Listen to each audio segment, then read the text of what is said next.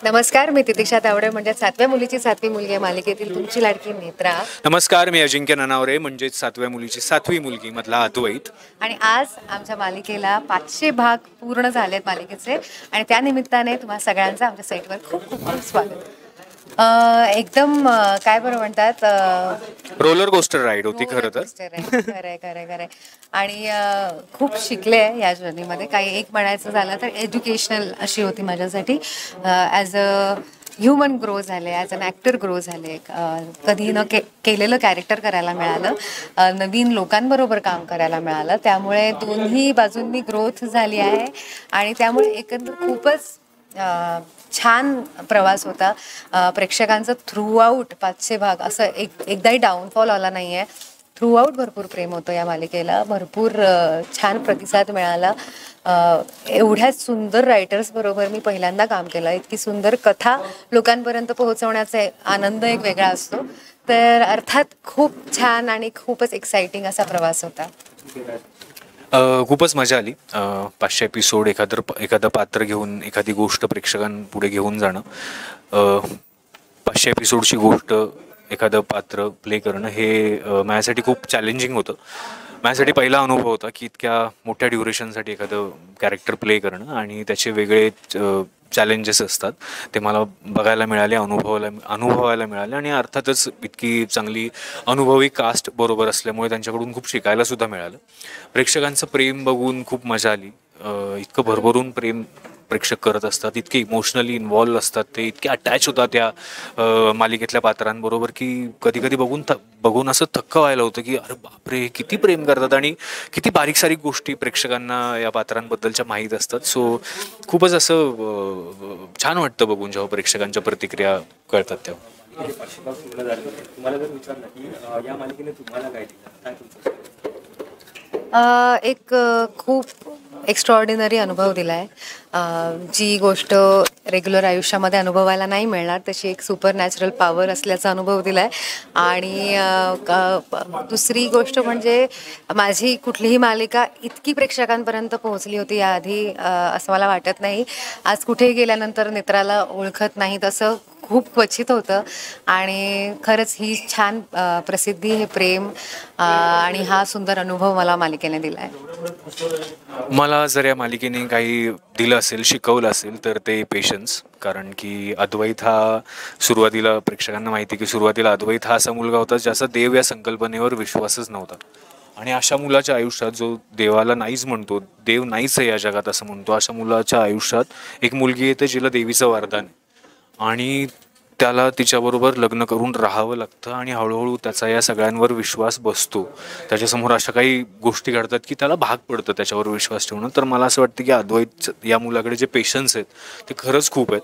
कारण जर तेवढे पेशन्स नसतील तर ही गोष्ट पुढं जाणं खरंच खूप अवघड झालं असतं. आणि ते पेशन्स त्याच्यात असल्यामुळे ते मला पण ठेवणं गरजेचं होतं एवढे सगळे एपिसोड्स. कारण की बट ऑब्वियस प्रश्न पडतो की असा इतका विश्वास असणारा किंवा इतका रिजिड असणारा मुलगा या नोटपर्यंत घेऊन येणं हे चॅलेंजिंग होतं खरं तर.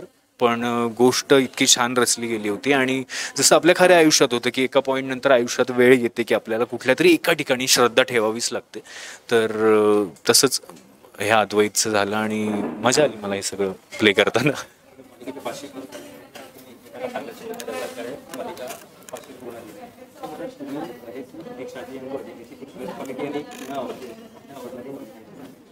तितिक्षाची बेस्ट क्वालिटी सांगायचं झालं तर खूप सिन्सिअरली काम करते.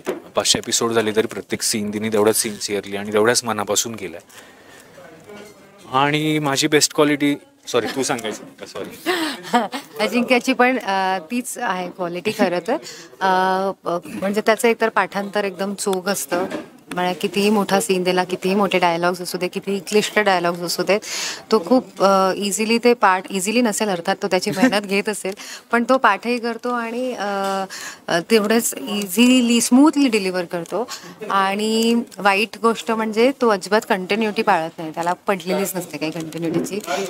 तो केस वगैरे कापतो. मला सांगा, माणूस आहे, माणसाचे केस दाढी वाढणार, अद्वैत पण माणूस आहे. पण असं एकाच दिवसाचा जेव्हा सीन असतो किंवा अर्धा सीन इथे आणि अर्धा सीन तिथे, तर तो उरलेल्या अर्ध्या सीनमध्ये त्याचे केस कधी कधी कापलेले असतात आणि त्याला असं वाटतं कोणालाच कळत नाही. टेक्निकल ग्लिच, माय फॉल्ट. Bad quality. कोणाची? आणि मला असं वाटतं हसणं इज अ ब्लेसिंग, त्यामुळे ते सोडून काहीतरी सांगावं. एवढं हसता येत नाही कोणाला तेवढं मी हसते सीन्स. बॅड क्वालिटी तितिक्षाची आहे की तितिक्षा सीन मध्ये असते. खरं तर आम्ही सगळेच असतो. सगळ्यात जास्त ऐश्वर्याताई असते, ती हसायला लागली तर ब्रेकच घ्यायला लागतो. तर खरं तर तिच्या बॅड क्वालिटी सांगायच्याच नव्हत्या, पण याने सांगितल्या. पूर्ण झालेले आहेत सगळेच एपिसोड आपण करत आहोत. एखादा एपिसोड किंवा एक एपिसोड जे करताना किंवा बघताना डोळ्यात पाणी आलं. ऐक खूप आहेत ॲक्च्युली. मला इथे ज्या ज्या डेथ्स झाल्या आहेत या मालिकेमध्ये, हेमाची जी माझी बहिणीचा रोल करायची, तिची डेथ झालेली होती तेव्हा तो एपिसोड बघताना मला आजही वाईट वाटतं. किंवा आजोबांची, आजीची, तर त्या सगळ्या डेथ सिक्वेन्सेसमध्ये मला थोडंसं होतं, भरून येतं. फाल्गुनी बरोबर सीन करताना माझ्या डोळ्यात पाणी येतं. तिची भाषा आहे, ती कधी काय बोलेल कशाला ते सांगता येत नाही. काहीही बोलू शकते. तिचं गुजराती अशा पद्धतीने मराठीमध्ये मिक्स होतं की एक वेगळ्याच भाषेचा जन्म होतो. इन गुड सर्पलिपी सेन्स, गुड सेन्स मजा येते पण त्याच्यामुळे. Absolutely. आज कोणाला मिस करताय सगळ्यात जास्त? आज आबांना मिस करते मी. आबा इथे असायला हवे होते. आणि आजोबा, आजोबांना मिस करतो आम्ही. विवेक काका पण नाही आहेत, मुग्धाताई नाही आहे इथे. माझी आई. मुग्धाताई इज बिचारी. Fun person.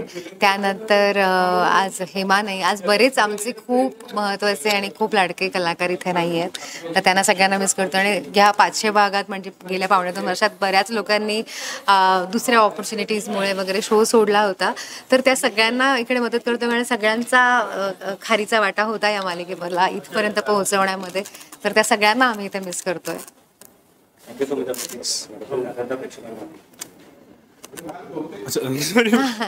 मला वाटलं तू बोल. जमीन बोल. प्रेक्षकांना एवढंच सांगेन की आत्तापर्यंत जसं भरभरून प्रेम तुम्ही या मालिकेवर केलं आहे तसंच करत राहा. पहिल्या एपिसोडपासून आत्तापर्यंत ह्या मालिकेने जशी तुमची उत्कंठा ताणून धरली आणि तुमची उत्सुकता प्रत्येक एपिसोड गणिक वाढवत नेली आहे, तशीच ही मालिका इथून पुढचा एपिसोडसुद्धा तुमचं मनोरंजन करत येईल. आम्ही आमच्या परीने 100% प्रयत्न करू. आणि थँक्यू सो मच इतकं भरभरून प्रेम आत्तापर्यंत दिल्याबद्दल. थँक्यू.